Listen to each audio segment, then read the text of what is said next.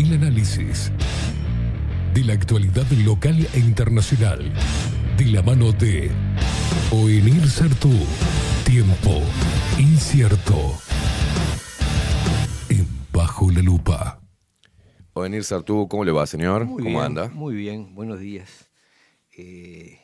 Reflexionando un poco, creo que conexo con lo que venías hablando en el programa,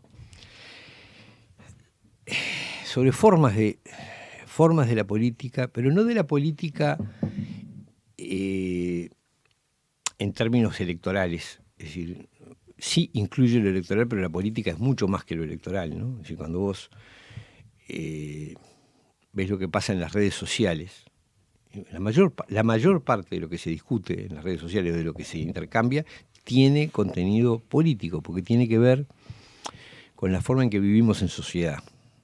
Esa es la verdad, ¿no?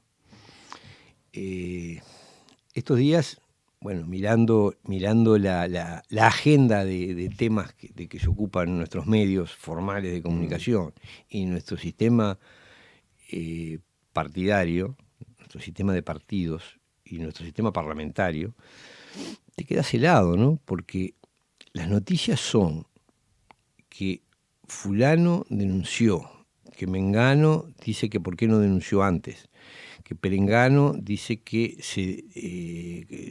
hay contradicción, que la denuncia sobre un hecho policial o de comisaría, ¿no?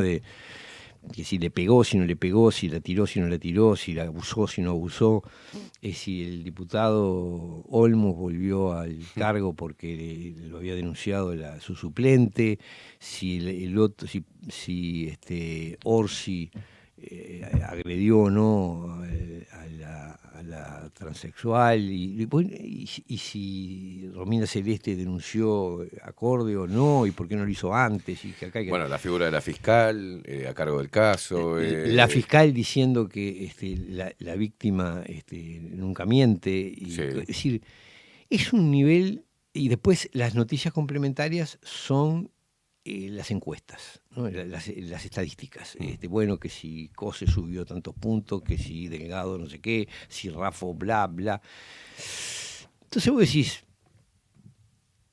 ¿por dónde circulan los temas que realmente hacen a la vida social? Es decir, realmente el tema es todo eso que están discutiendo y que nos están presentando como la información política, en sí debería ser objeto de análisis.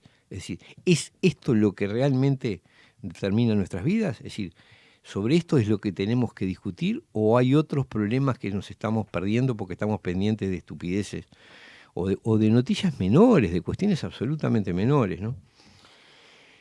Yo me acuerdo que, esto lleva inevitablemente al tema de las redes sociales, ¿no?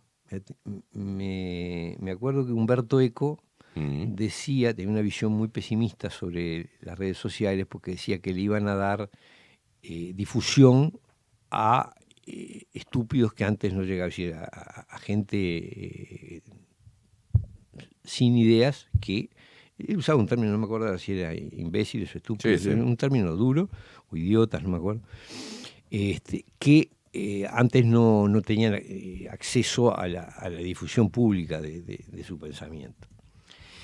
Y esto genera, yo qué sé, un debate interesante, que es cuál será el efecto a largo plazo, el efecto cultural, el efecto social, el efecto político de las redes sociales a largo plazo, ¿no? Eco decía, les dan espacio a legiones de idiotas. Esa era la palabra. Idiotas tienen una doble percepción, es decir, podía estar refiriéndose a quienes no ejercen sus derechos políticos, que es el origen de la palabra idiota, Sí. y después está el sentido vulgar, que se equipara a bobo, a estúpido, Sí. a torpe, ¿no? Decía así, las redes sociales le han dado el derecho de hablar a legiones de idiotas que primero hablaban solo en el bar, después de un vaso de vino, sin dañar a la comunidad. Y ahora no. Ahora se hace público esa charla, a veces simple o simplista, cargada de chicanas o de cosas que se daban que la dábamos también esa charla en los bares, ¿no? y de actitudes irracionales, de insultar a porque, bueno, no sé qué, y no tengo. Es decir, ese tipo de discurso en que no es necesario justificar argumentalmente lo que digo, ¿no? Digo, fulano es una porquería, por decirlo suave, Sí, sí, ¿no? sí. Entonces, pero ¿por qué? Es decir, explícate, porque no basta que a vos no te caiga bien, tenés que, para que justifiques decir que fulano es una porquería, vos tenés que poder demostrar que es una porquería por H por B, y podremos discutir si lo que vos ponés como fundamento de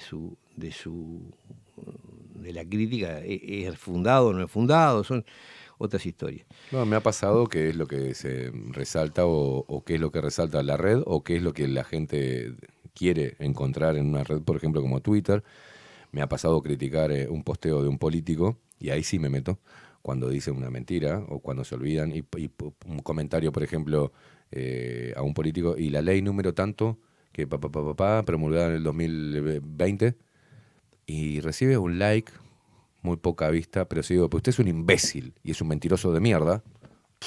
Millones Claro. de me gusta y retweets. Es eso. Ahora, yo quiero ser, no es que quiera ser optimista, creo que a la larga, inevitablemente, parto de esta base. El origen de la democracia, el origen de la filosofía, el origen de muchas de las ciencias, arranca en las asambleas de las ciudades-estados griegas.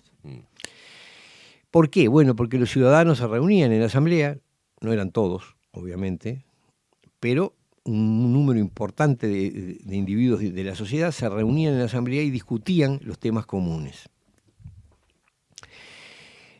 Eso llevó a que hubiese profesores de retórica, porque ser capaz de convencer Claro. era muy importante en una sociedad que se manejaba por una asamblea.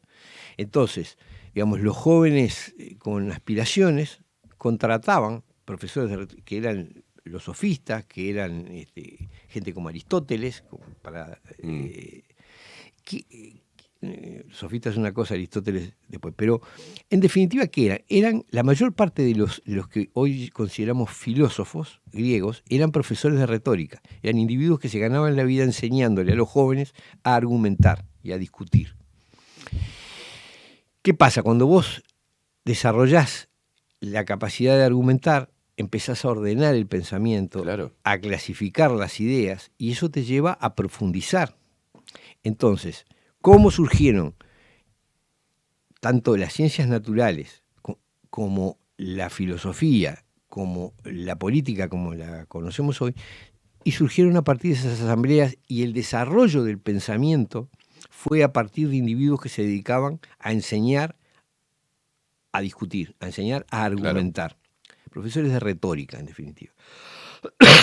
Bueno, yo quiero creer que las redes sociales pueden terminar, eso se ha dicho, ¿no? Es el ágora moderna. Sí. Bueno, sí, hay un debate público donde se discute desde lo que hizo fulanito.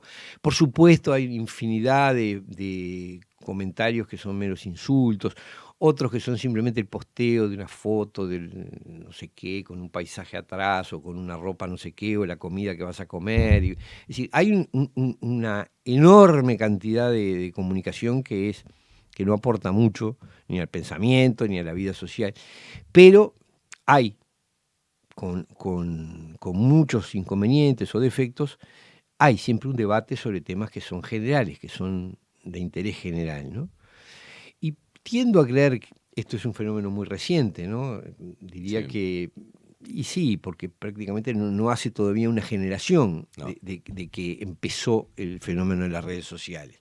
Y los fenómenos sociales, ya sabemos, ¿no? Es decir, vos tenés que nacer, es decir, nosotros somos pre-redes sociales, es decir, nuestra primera formación, nuestra primera experiencia fue anterior a las redes sociales. O sea, es gente muy joven la que nació con las redes sociales. Tienen 20 y pocos años, 30 años. Más o menos que lleva de protagonismo a nivel debate político y social de Twitter unos 5 años.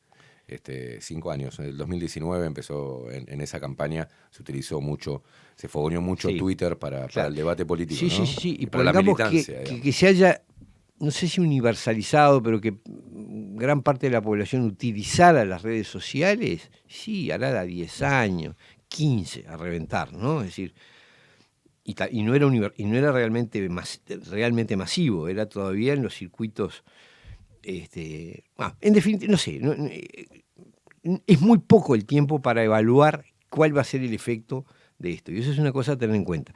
Porque yo tengo muchas conversaciones o discusiones con amigos que condenan las redes sociales. Incluso algunos, el sábado pasado, en la asamblea que se hizo de ¿Cómo estuvo? No, perdón por no poder ir. Muy interesante. No, yo sí supe que tuviste alguna complicación, pero estuvo interesante. Un flujo de gente, en torno de 150 o 200 personas más o menos estables. Claro, es un lugar grande, ¿no? La explanada, pero había un número importante y muchas intervenciones, muchas opiniones. Pero surgió en algún momento, alguien dijo, bueno, que él era enemigo o que no veía con buenos ojos las redes sociales, específicamente WhatsApp, ¿no? Que es una red social que se las trae, ¿no? Porque en muchos sentidos. Yo he llegado a la conclusión, y esto es una parte, es un paréntesis, pero he llegado a la conclusión de que WhatsApp tiene una dinámica propia, ¿no? Es decir, se forman los grupos de WhatsApp y la persona de alguna manera siente que está comunicándose con la humanidad, aunque de repente tiene 20 integrantes del grupo al que le está hablando, ¿no? Entonces se ponen actitudes es curiosísimo, porque vos en otras redes sociales tus destinatarios son desconocidos, es decir, Claro. Y son potencialmente muchísimos, ¿no? Vos escribís en Twitter, en Facebook, en Instagram, que te puede ver 10 o millones de personas, dependiendo de... Ahora, en WhatsApp no, es el grupo que integra, es un grupo cerrado, no lo lee quien no está en ese grupo. Claro. Pero curiosamente es muy común el tipo de discurso terminante, no sé qué, es muy común que se armen peleas, que se vaya la gente de los grupos, como quien da un portazo, no sé qué. Es una lógica muy particular, muy particular. Es decir, rápidamente deja de ser el clima de una reunión de amigos y se tornan en discursos condenatorios y en cosas... Bueno, pasa todo, hasta de los grupos de compañeros de liceo, se pelean por cualquier cosa. Bueno, pero a pesar de eso, un movimiento como Uruguay Soberano funciona básicamente por medio de las redes sociales. En gran medida en la dinámica interna por medio de WhatsApp, ¿no? Es decir, de grupos de WhatsApp. Y hay muchos movimientos que funcionan así, que sus conexiones... Ahora, ¿eso qué ha dado? Ha dado, primero, una aceleración muy grande de las cosas, porque en la vieja dinámica de cualquier actividad social, gremial, política, las cosas se medían en semanas. Vos tenías generalmente una reunión semanal. Y las grandes reuniones, digamos, un congreso o una cosa, era una vez por año o no sé qué. Es decir, que los ciclos de las decisiones sociales eran muy largos. Las reuniones presenciales, generalmente todo lo que era regular era una vez por semana, ¿no? Entonces vos surgía tal problema y lo ibas a plantear, lo ibas a colectivizar, no sé, si surgía el lunes, seguramente el jueves, cuando fuera la reunión. Entonces ahí pasan 4 días. Hoy surgió el lunes, de mañana, el lunes a mediodía ya lo mandaste a los grupos de WhatsApp involucrados, ya te contestaron 20 veces, ya te peleaste. En la tarde... es un caos. Es un caos. O ya se tomó decisión, pero ya... Es decir, la aceleración es tal que probablemente en la noche ya tenés las repercusiones de lo que decidiste hacer a mediodía sobre lo que había pasado en la mañana. Claro. Entonces una cosa que antes llevaba 15 días, hoy la resolvés en mediodía. Claro. O para bien o para mal, pero la aceleración es muy grande. Entonces, ¿uno qué puede decir? ¿Condenar eso? No, yo creo que es un instrumento, es una herramienta muy, muy poderosa, ¿no? Es decir, que nos ha permitido, es decir, vos dialogás en el día, en el momento, con un tipo que está en Islandia, que está en no sé qué, es decir, o en cualquier punto del país, Es decir, las distancias geográficas no son un obstáculo ya ni para la comunicación, ni para las entrevistas periodísticas, ni para la... ¿no? Porque antes un individuo estaba fuera del país y no había forma de... Hoy te puede estar haciendo un discurso sobre algo que pasó hace 20 minutos y el tipo estar en otro continente y te está hablando como si estuviese en Montevideo, ¿no? Te puede hablar por televisión, te puede hablar por cualquier lado. La velocidad de cómo corre la información es abismal en comparación con es abismal. 20 años atrás. Exacto. Uno, cómo corre la información, y otra, cómo podés reaccionar ante la información, porque la compartís, tenés la opinión de gente que está muy distante, en pocos minutos podés tener la opinión de gente que está muy distante, y actuar en consecuencia, es decir, pronunciarte o hacer lo que haya que hacer, y tener las repercusiones con la misma rapidez. En el ciclo de un día puede haber un hecho político o un hecho social que se plantee, se provoque reacciones y haya reacciones de las reacciones en el mismo día. Sí. Algo que era antes impensable. Para empezar, este teléfono es realmente un problema. Yo tenía que tener facilidad para... Yo sé que... Ya te enseñé cómo... Soy muy torpe, pero bueno, esa es la cosa, es así. Entonces, en definitiva, lo que estoy planteando es...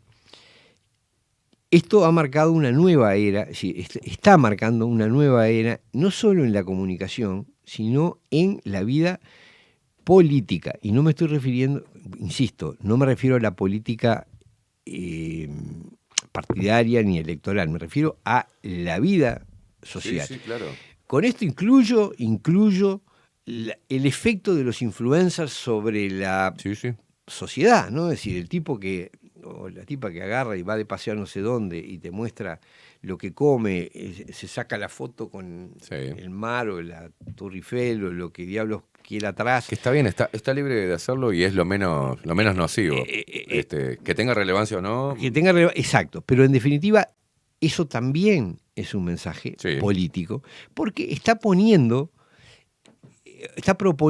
una escala de valores. ¿Qué es lo bueno? ¿Qué es lo bello? ¿Qué es lo interesante? ¿Qué es el éxito? ¿Qué es el éxito? El bienestar. Exactamente. Es decir, sí, todas esas cosas transmiten valores, transmiten formas de vida, transmiten propuestas de vida, ¿no? En definitiva, bueno, yo qué sé, yo vivo para viajar, me encanta recorrer el mundo, papá, mirá qué crack que soy, papá, me saco la foto acá, allá. Todas esas cosas son mensajes que tienen escalas de valores y que ejercen su influencia sobre la sociedad. Entonces, ¿a dónde iba con esto? Y bueno, voy a que cuando uno ve la política partidaria y la política electoral, dentro de esa dinámica que acabamos de decir. Claro, se da cuenta de que en realidad es una provincia muy chica de la vida social e incluso de la vida política. Esto, el otro día, en esa misma asamblea del sábado, conté una cosa que la voy a contar acá porque me parece interesante. Cuando uno sale a plantearle a la gente en una feria, en un barrio, que venga, que firme por Uruguay soberano, por la soberanía, por la defensa de los recursos naturales, bla, bla, bla. Bueno, es común que te pregunten, pero ¿ustedes de qué partido son? Claro. Entonces vos decís, no, de ningún partido. Somos un movimiento ciudadano. Al principio de repente te mira como carita, me vas a vender me vas a vender ese buzón, no. Ahora, si vos actuás con firmeza y decís, mirá, no, acá hay gente de todos los partidos, entonces pasa una cosa curiosa, de repente hay gente que te mira con pena, como diciendo... Suerte. No llegaste a ser... La idea yo le ponía el ejemplo, es más o menos como si uno le dijera, mira, somos un partido político pero lisiado, ¿viste? Bien, claro. No podemos presentar listas, no podemos presentar candidatos. De repente te miran con una idea, con una expresión como de pena, ¿no? Como diciendo, bueno, pobre de vos, no te digo para ser un partido político. Eso te conformaste siendo un movimiento ciudadano. Bueno, entonces cuesta, pero sí me parece importante diferenciar, es decir que en realidad un movimiento ciudadano, como cualquier movimiento social, no es un partido político discapacitado, Claro. es una opción distinta. Una opción que parte y que no es contradictoria tampoco con la actividad. Obviamente se necesita la actividad partidaria y la actividad parlamentaria para legislar, para definir autoridades, para todas esas cosas. Ahora, ¿sobre qué bases? ¿Qué lleva a que elijamos a fulano o a mengano y a que después fulano y mengano actúe de tal o cual manera desde el cargo que tiene? Es decir, si se dedica si su mayor actividad, hay parlamentarios que su mayor actividad partidaria es política es escribir en Twitter, ¿no? Sí. Es decir, y atacar y tirarle pullas al Yo no sé cuántos proyectos pudo haber presentado o qué ideas pudo haber aportado una Graciela Bianchi, por ejemplo, en este momento, que se la pasa 24/7 en Twitter. Bueno, no tengo idea. Y Graciela Bianchi, en el acierto o en el error, entre todo es una dirigente política que actúa, que interviene. Hay otros que no sabes que existen. Sí. Digo, es decir, están ahí, pero votan. Digamos, lo que tenemos de Graciela Bianchi, lo más destacable o por lo que uno automáticamente hace en la mente ya es Bianchi, Twitter. Claro, no tenés otra. Entonces vos decís, no, mirá la idea que planteó Graciela. No, es Twitter. Y aparte sale a pegarle una metralleta a cualquiera, desde un político hasta un militante, hasta un perfil falso. O sea, no sé cómo hace esa mujer. No tengo idea. Puteó a 25 en el día, puteó a 25 y se metió en 38, 40 respuestas de ámbitos distintos, sobre temas distintos, pero está Graciela Bianchi ahí. Es impresionante. Es impresionante. Bueno, eso hay muchos políticos que están permanentemente. Y hay una cosa, Twitter me parece que es una red muy particular además, porque vende una cosa que es la idea de pertenencia a lo que se llama Durán Barba, creo que es, llama el círculo rojo, ¿no? Es decir, Twitter como... Durán Barba fue el mismo que le diseñó toda la campaña política, ¿no? Si no me equivoco. A muchos. A Macri and Company y a Luis Lacalle Pou and Company. Fueron asesorados, sí. Acá estuvo, yo no me acuerdo ahora si asesoró directamente a Lacalle Pou. Sé que fue consultado y estuvo acá en algunas reuniones con el Partido Nacional. Me acuerdo que las dos fotos de las estrategias de Durán Barba en Argentina eran con Michetti en silla de ruedas, todo. Y la foto de acá fue también agarraron a una del Partido Nacional en silla de ruedas y las dos fotos eran tremendas. La misma foto con la chica en la silla de ruedas. Claro. No, pará, Durán Barba, déjame joder. Es una manipulación tremenda, emocional. Ahora, él lo que decía, y esto me pareció muy interesante, es que le aconsejaba a sus clientes rehuir Twitter, no meterse en Twitter, increíblemente. Mirá. Porque, decía, distorsiona la percepción. Porque en Twitter se maneja el sistema político y un entorno periodístico que de alguna manera es tributario del sistema político. Y después una serie de fans que quieren ser vínculos de los políticos y de los periodistas que están en vinculación con los políticos. Entonces, lo que él decía es al final, uno puede tener muchas discrepancias con ese libro, pero cuando las verdades son las verdades. Entonces lo que él decía eso es como el sistema político mirándose el ombligo o una cosa así, es decir, mirándose a sí mismo. Y entonces termina por no tener una percepción real de lo que pasa en la vida social. Es decir, no necesariamente, o muy probablemente, Twitter expresa los intereses corporativos de un sector político partidario, es decir, de políticos profesionales y de periodistas profesionales que venden la información que hace circular el propio sistema político. Claro. Conclusión, ni como político ni como periodista vos estás cumpliendo la función de ser un nexo entre la sociedad. Ninguno. Y si te instruís por Twitter, si te informás por Twitter, lo que estás haciendo es reproduciendo un discurso corporativo de un sector de la vida que es el de los políticos profesionales. Fíjate vos que todos los medios de prensa, en este caso virtuales, hacen artículos y citan lo que dijeron en Twitter. Y te Exacto. muestran la captura y te linkean el Twitter. Exactamente. O sea, están levantando información de prensa de Twitter. De Twitter, exactamente. Y vos Entonces, está- es una cosa muy, muy curiosa, porque debería ser al revés. El periodista debería tener el detector en la calle, en la feria, en las redes sociales, en la prensa formal, en las redes sociales, en las cartas de los lectores. Claro. Es decir, captar lo que pasa en la sociedad y retransmitirlo a la sociedad. Ahora, si vos tenés el detector metido adentro del horno del sistema político y reproducís los mensajes que intercambia la clase política entre ellos, bueno, es muy complicado la verosimilitud de la información que estás dando, ¿no? Esto es, no sé, es como exacto, es como meter el termómetro en el horno. Entonces vos decís, es un calor brutal. No, es que vos metiste el termómetro en el horno. Llévalo, pasealo por el patio, sacalo acá y te va a dar otra temperatura. Bueno, eso está pasando mucho. Yo creo que a nivel periodístico se perdió el trabajo de campo, ¿no? El trabajo de campo, se perdió la figura del periodista parlamentario, donde estaba mano a mano, cara a cara con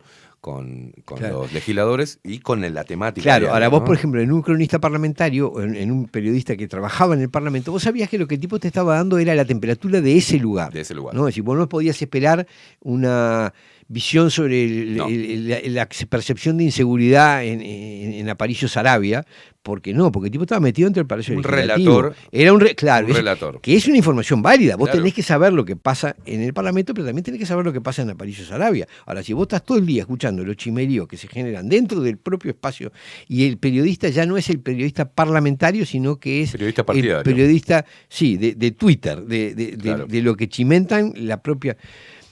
Esta es una cosa, si uno observa cómo se interrelacionan los políticos, esa gente que se raja las vestiduras y que sería capaz de matar por su partido, se querrían morir. Porque, obvio, los tipos pasan, hay gente que hace 30 años que está metido adentro del Palacio Legislativo en una oficina y Sí. en una cámara. ¿Qué son los que están alrededor? Son sus compañeros de trabajo. No importa si llegaron por el Partido Colorado, por el Partido Verde o por el Partido Anaranjado, o el Blanco o el Frente Amplista. Es decir, son compañeros de trabajo. Hace 5, 10, 15, 20 años, 30 años que están compartiendo. Si vos mirás, en todos los partidos hay legisladores que tienen larguísimas carreras. ¿De qué hablan realmente? Bueno, las discusiones de ideas o los debates encendidos son para la tribuna. Claro. En realidad los tipos tienen una cantidad de intereses comunes. Primero hay un interés, como en cualquier oficio, hay el interés del que le va bien y el que le va mal, ¿no? Entonces, vos esto anduvo bárbaro, en esto la macañaste acá, sí. Perdiste, no sé qué. Y no están diciendo... porque vos ideológicamente... No, está analizando, no importa lo que haya sostenido, el problema es si captó votos o perdió votos. Claro. ¿Está? Es decir, es un tema gremial. Sí. El gremio de los políticos. Claro, no importa qué causa hayas planteado, el hecho si te generó apoyo o no te generó apoyo, si ganaste o perdiste popularidad. Bueno, no sé yo hablaba y lo enrabo con lo que vos decías, esta era virtual, que antes los parlamentarios discutían porque tenían claras las ideas, o al menos las posturas político-partidarias o ideológicas, y ahora no. Por eso las personas que iban tenían que prepararse para discutir si iban a tomar la palabra. Porque ahora van, y yo los veo, por ejemplo, tenemos en el Frente Amplio una dramaturga como representante del Parlamento. Jamás estudió política, ni ciencias políticas, ni entiende con profundidad, pero lo que hace es tener el celular. Desde su pequeño comité de base le pasa todo lo que tiene que decir. ¿Entendés? Entonces, están mirando y cuando están debatiendo sobre lo que están debatiendo, sí, pero la ley no sé cuánto, y miran el celular. Alguien le pasó el dato, claro. Son representantes de pequeños comités de base, tanques de pensamiento que le pasan información para la sesión parlamentaria. Claro. Y eso no puede suceder. No debería suceder. Porque ¿para qué están ahí entonces? Hay muchos fenomenos, ¿viste?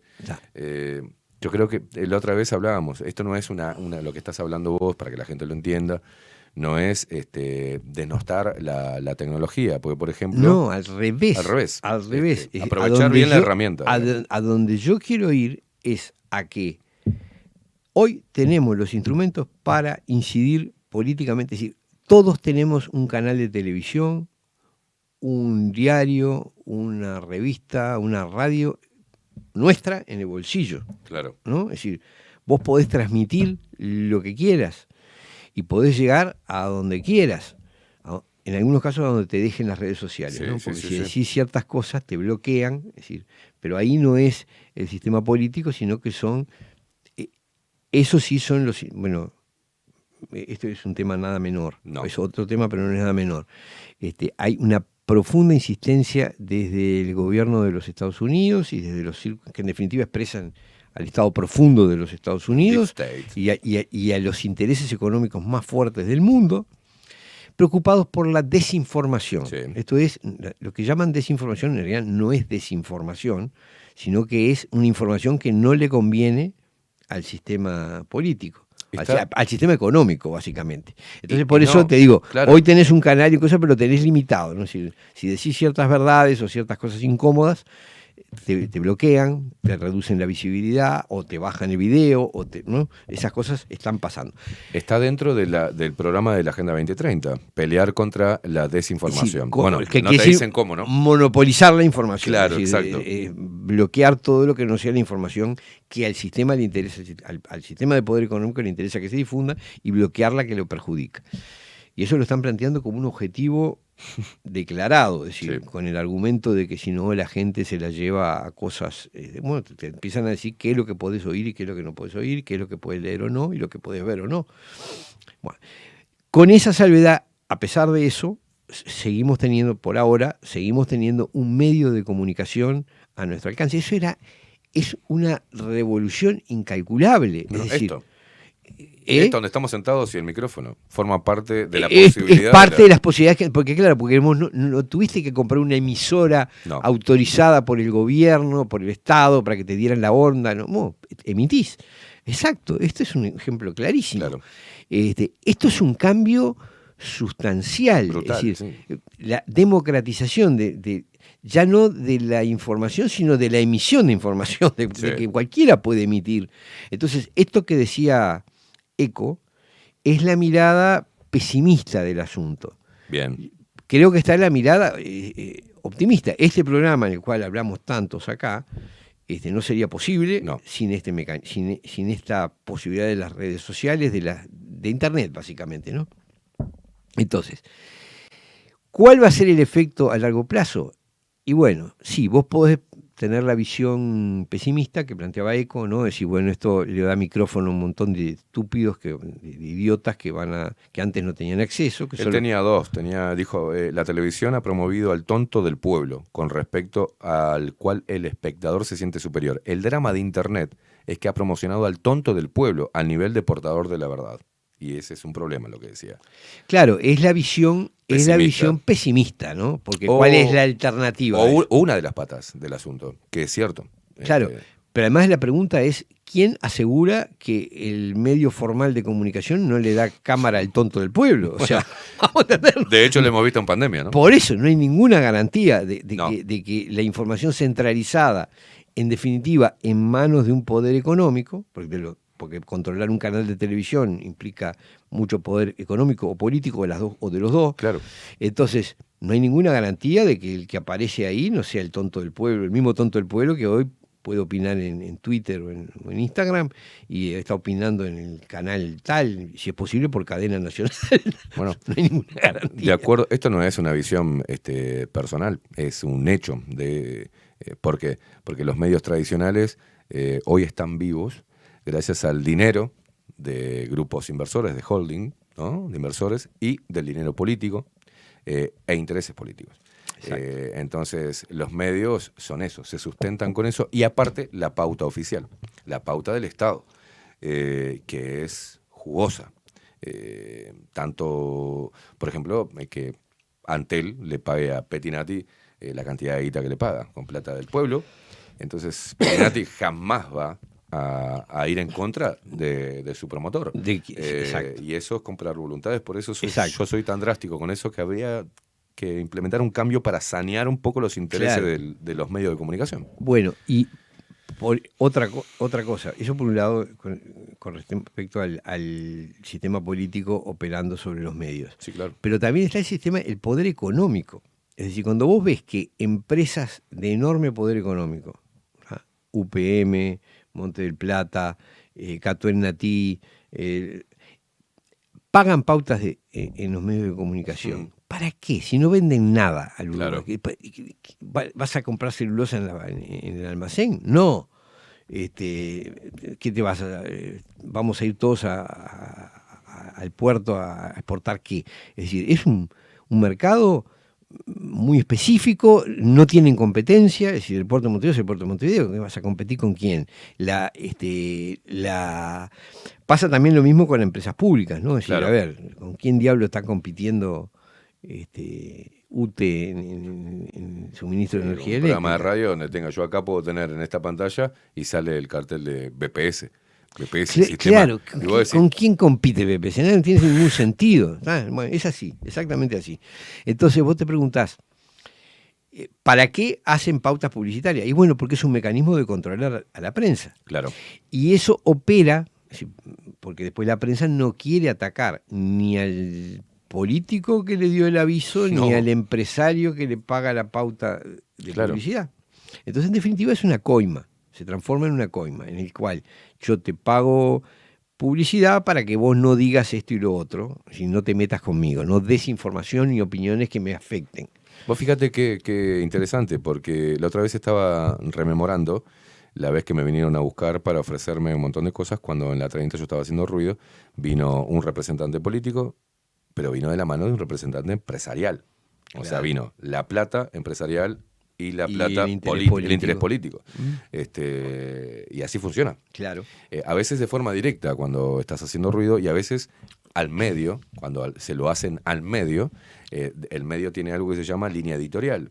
Y eso, de forma indirecta, cercena la opinión personal, la libre opinión, la libre expresión y el libre ejercicio del periodismo. Claro. De interpelar. Claro. Bueno, mirá, justamente el otro día tuvimos el domingo pasado, no este último, sino el anterior, el diario El Telégrafo de Paysandú dedicó una editorial a denostar la reforma Uruguay Sí. Soberano, por ejemplo. En base a argumentos falaces. Ahora, ¿qué es lo que pasa? ¿Por qué justo A el ver. domingo? Porque ¿Qué en intereses Paysandú se está por instalar HIF Global a mirá producir vos. hidrógeno verde. Mirá vos.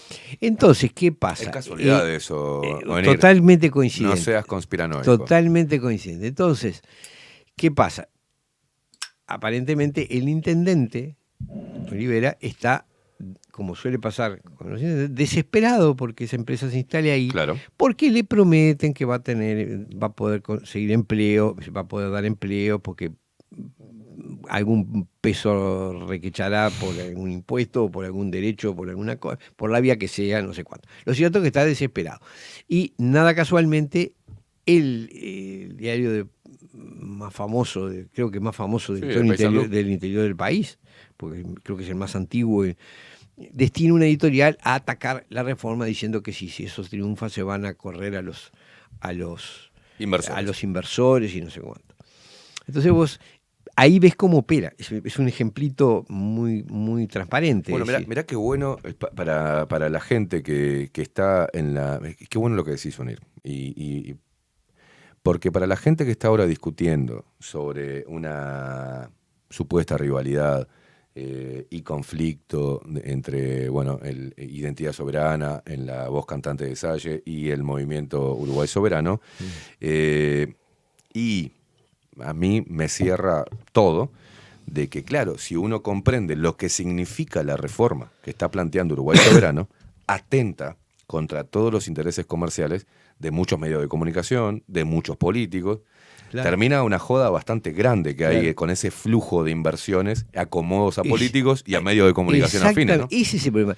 Vos sabés que mucha gente cree que por eso es atacado como es atacado. Claro, mucha gente primero fue ninguneado y ahora está siendo atacado. Es decir, ahora de golpe saltan de medios de comunicación, porque ya hemos tenido La Diaria, Canal 10, Telégrafo, Sí, sí. En una actitud totalmente distinta. Bueno, Salle ya es... Sí, no. Ni hablar de ciertas no cosas. vale la pena. Pero también los senadores Domenech, Pepasquet hicieron aclaraciones o declaraciones sobre esto, sobre su preocupación, sobre la anulación de los contratos a largo plazo. Es por lo que podía pasar con las inversiones y por la posibilidad de demandas contra el Uruguay. Ya hemos explicado 500.000 veces que vos le digas a un tipo, mira, este contrato no es válido, no significa que se tenga que ir corriendo del país. Significa que, o bien, sigue trabajando sin contrato, como trabaja el 99% de las empresas del Uruguay. ¿Por qué tenés que tener un contrato propio con el Estado que te dé condiciones? No tendría sentido. Deberías trabajar en igualdad que cualquier otro que está produciendo en el país. No, tenés un contrato que te da una cantidad de beneficios. Si yo te digo que es nulo, no te estoy echando del país. Te estoy diciendo, te estoy creando un procedimiento por el cual podés habilitar el contrato.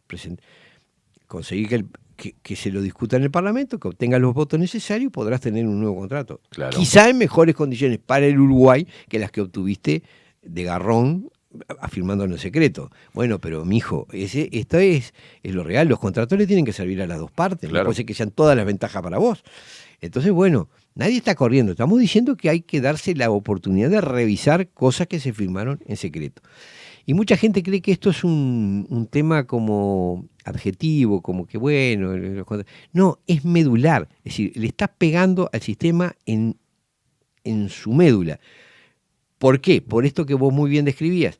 Porque hay un cruce de intereses en que están los capitales transnacionales, el sistema político que curra con eso y los medios de comunicación que también curran con eso, que coinciden en promover estos contratos. Unos porque se llevan los recursos naturales gratis. El sistema político porque obtiene aportes. Claro. Y el discurso de que está haciendo progresar el país, bla, bla, bla, bla, y además recibe beneficios, aportaciones a las campañas, todo lo que conocemos. Y los medios porque reciben plata para no hablar en contra del inversor. Entonces es un cruce de caminos. Si vos le pegás ahí, en ese cruce, estás desparramando una estructura de corrupción muy importante. Y una estructura de corrupción que nos está hundiendo como países, no solo en lo económico, sino también en lo cultural, en lo informativo, porque estamos estando condicionados totalmente por ese cruce de intereses en las inversiones. Digamos, la propuesta de Uruguay Soberano, la que he firmado y hemos firmado muchos, y doy fe que de diferentes corrientes políticas e ideológicas y de diferentes posturas individuales, recibe el ataque que recibe por esto que estamos describiendo. Es pegarle a la base de una estructura podrida.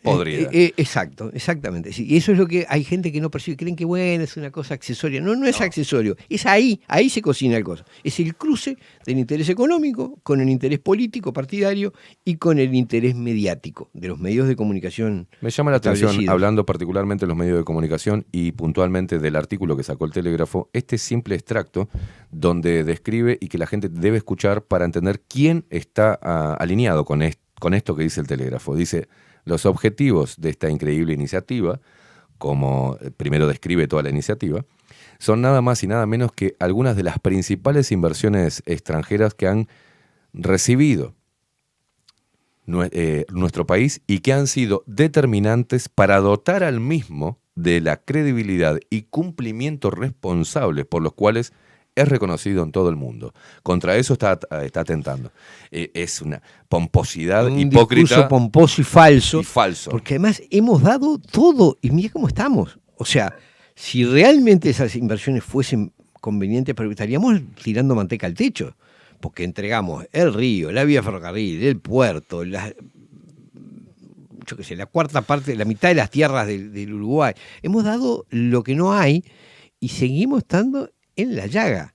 Entonces voy a decir, esto no funciona, es una reverenda mentira.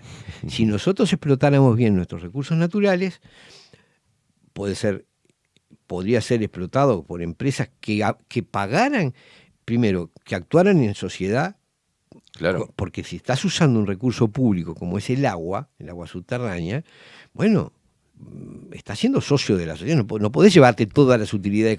Y esto es válido para muchas cosas, ¿no? Porque hay muchas explotaciones. Esto es un argumento que me han hecho, ¿no? Me dicen, bueno, pero pará, yo qué sé, está la Salus, que no sé qué. Y bueno, sí, tendrá que pagar un canon la Salus, porque está vendiendo un recurso valioso, está ganando han ganado fortunas. Dije una empresa, pero hay varias, ¿no? Pero sí, claro. En definitiva, sí, tendrá que pagar un canon, porque...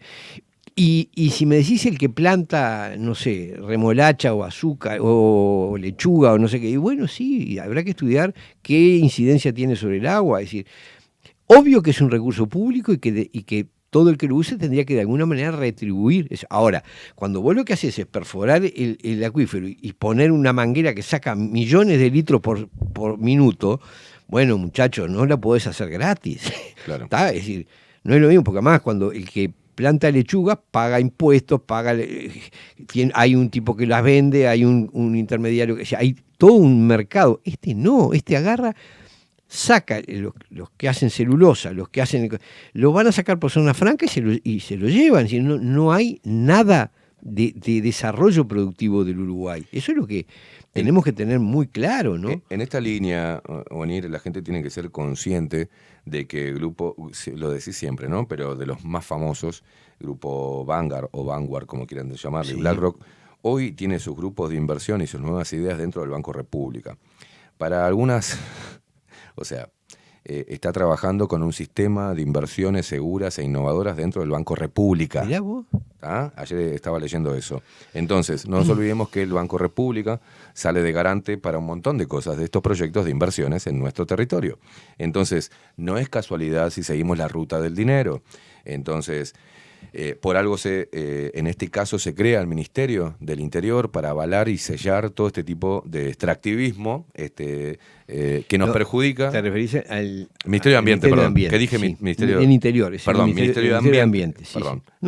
La creación del Ministerio de Ambiente. Se entendía, digo. No. Para que de ahí salgan todos los sellitos que habiliten la inversión extranjera, pero todas vienen primero para controlar el flujo del capital, ¿tá? Es claro, para controlar el flujo de capital. Yo lo único que le digo es que se acuerden lo que pasó en Argentina, en el Corralito.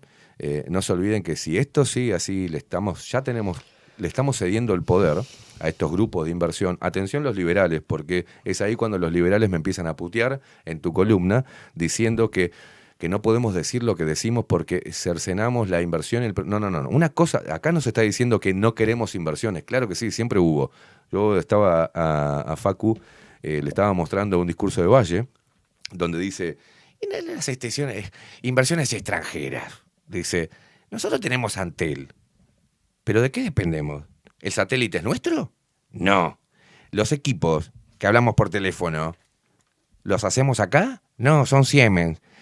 O sea, hay que entender lo que es una inversión, el libre comercio, nadie está no estamos en contra de eso, pero toda inversión, primero, que viole la Constitución, que viole derechos, como por ejemplo la gente que vive en los espacios donde se van a instalar esto, el impacto medioambiental, el uso indiscriminado de recursos vitales como el agua, como ceder algo estratégico como el puerto, como hacer mierda nuestra tierra que es productiva para la creación, para exportar alimentos. Claro. O sea, eso es lo que estamos viendo.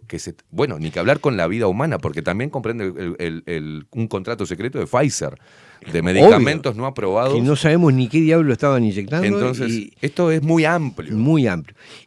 Y con respecto a los liberales a cuales yo a muchos les tengo mucho aprecio personal, intelectual.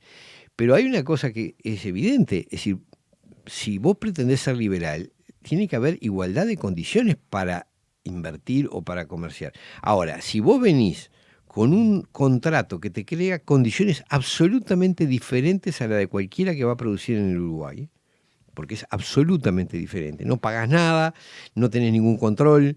Es más, terminás vos proporcionando los estudios de factibilidad que va a usar el Estado para darte el permiso. Entonces, porque esto no es chiste. Yo No. lo vi pasar, es decir, vi en alguna audiencia pública a un destacado jerarca del Estado explicando a la población cuáles eran los efectos ambientales, no sé qué, y la hoja que estaba consultando tenía el logo del estudio jurídico contable que asesora a la empresa inversora. Claro. Entonces, pero pará, si te dan los estudios, los datos de... Bueno, lo vimos, pasó con el ferrocarril de UPM. Es decir, los estudios para hacerlo habían sido hechos por la propia UPM. Cuando fueron a hacerlo realmente, se encontraron que ni se habían expropiado los inmuebles suficientes, ni el terreno resistía el peso de lo que se quería instalar. Pero claro, eso a UPM no le importaba, porque era el Estado uruguayo el que se obligaba a construirle la vía que había pedido. Entonces dijo, sí, es facilísimo, trácenla por acá, Cero estudios sobre los problemas reales. Claro. Ahora, ¿quién terminó pagando los problemas reales que llevaron a duplicar el costo del ferrocarril? Uruguay. ¿Por qué? Bueno, porque es lo que pasa cuando en vez de ejercer los controles del Estado pasás a ser ya no un socio, sino un cómplice del inversor. Es importante, porque más allá de la visión personal que tenés respecto al funcionamiento del Estado y al papel del Estado en este tipo de cosas, lo que está proponiendo Uruguay Soberano es el control del verdadero soberano, del pueblo, utilizando una herramienta democrática. No está diciendo, quiero que el Estado negocie ahora. No hay ninguna reivindicación de esas dentro de Uruguay Soberano, dentro de este cambio, de esta reforma.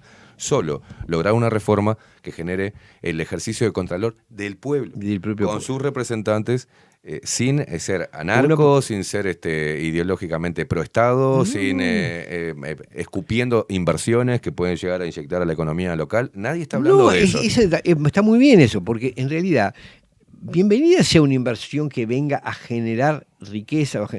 Ahora, no en estas condiciones en que es el apoderamiento liso y llano de las cosas, sin ningún control, sin ninguna garantía para la población, sin ninguna utilidad para la población. Claro. Porque esto es una mentira. Cuando les preguntás qué, te diga, puestos de trabajo. ¿Cuántos puestos de trabajo? Es decir, vamos a invertir. ¿Y a costa de qué, no? Y a costa de qué, vamos a invertir 5.000 millones de dólares para generar ¿cuánto? 400 puestos de trabajo.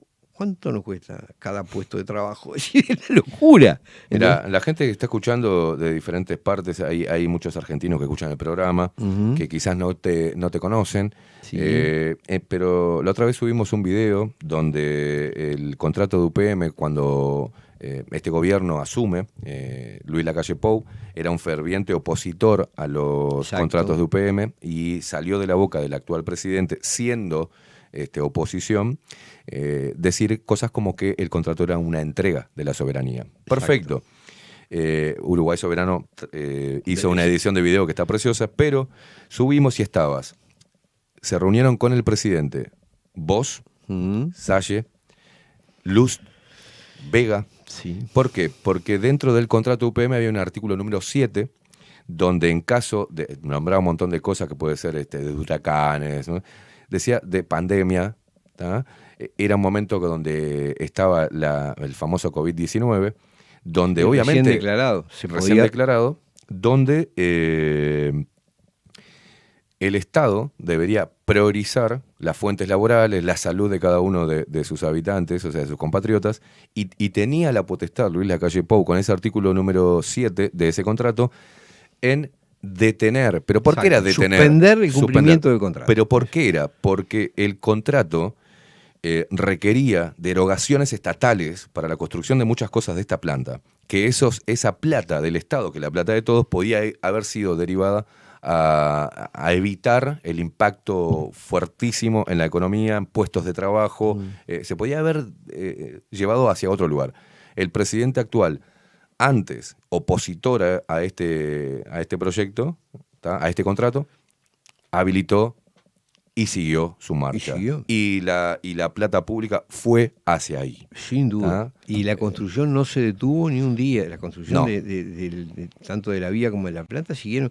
¿Cómo podía ser que no se pudiese trabajar en tantas actividades privadas y sin embargo, para eso sí, no había problema en que los tipos... Es más, ingresó gente al país en una época en que se suponía que no se podía, ingresaban para trabajar en la planta UPM. Entonces vos decís, ¿qué es esto? Es decir, ¿qué clase de empresa es que ni siquiera está sometida a los mismos estatutos de sanidad, de salud pública que el resto de la No nos olvidemos población? la postura de PIT-CNT ahí y del Zunca.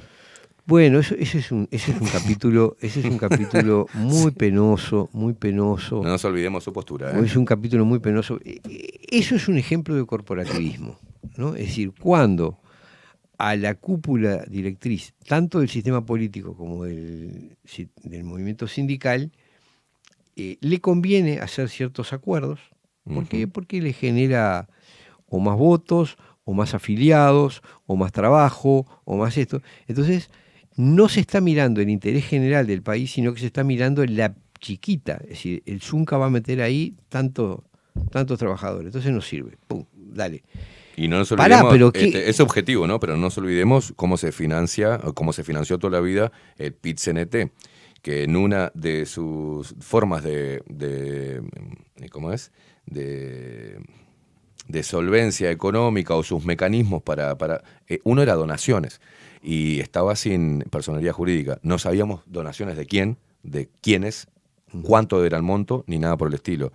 Y, lamentablemente, al ver que ahí tenían que haber tenido una postura soberanista, defensora de los compatriotas, entonces, ¿qué tipo de donaciones recibió, no?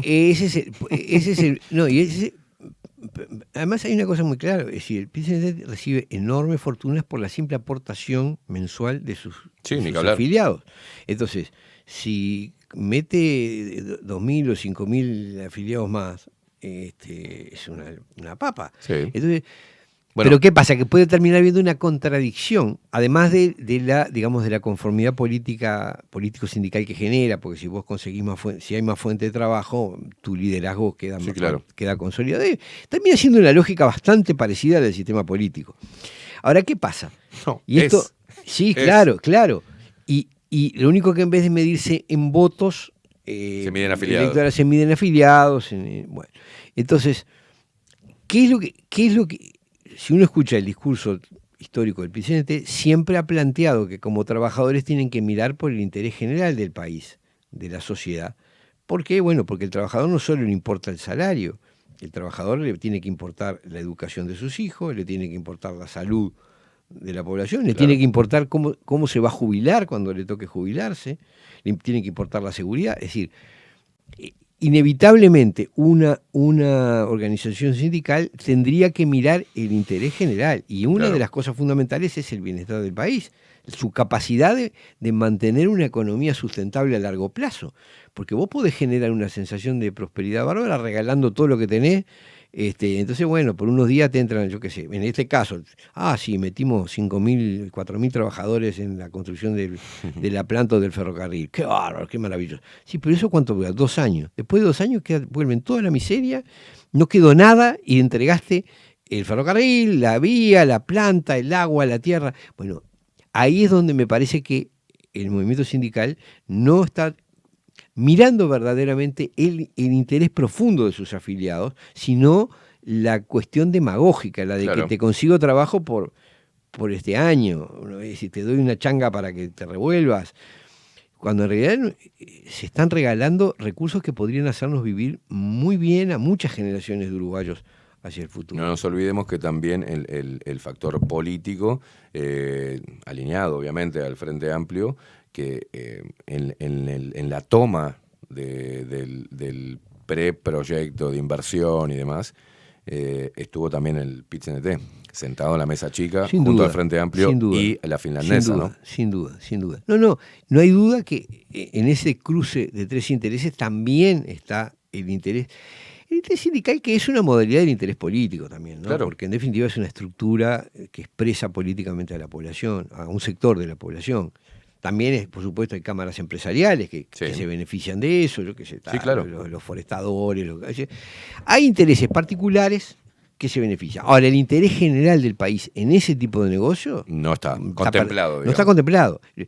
Y eso lo había dicho el propio actual presidente de la República, cuando Claro. dijo, no sé quién, porque UPM estaba representando, no sé quién representaba a Uruguay ahí, porque Uruguay no estuvo representado Claro. en el acuerdo de UPM. Claro. Y lo mismo digo yo con respecto al de Catonatí, Lo y lo mismo. mismo digo al de Pfizer. ¿Quién diablos estaba representando el interés de los uruguayos en esos asuntos? Nadie, porque el sistema político ya tenía aceptado que lo iba a hacer, porque ya el Banco Mundial y el BID y el Fondo Monetario Internacional les habían metido plata, financiación, presión, no sé qué, para que lo hicieran. Y bueno, el mundo va para ahí, Sí. y firmamos y chao.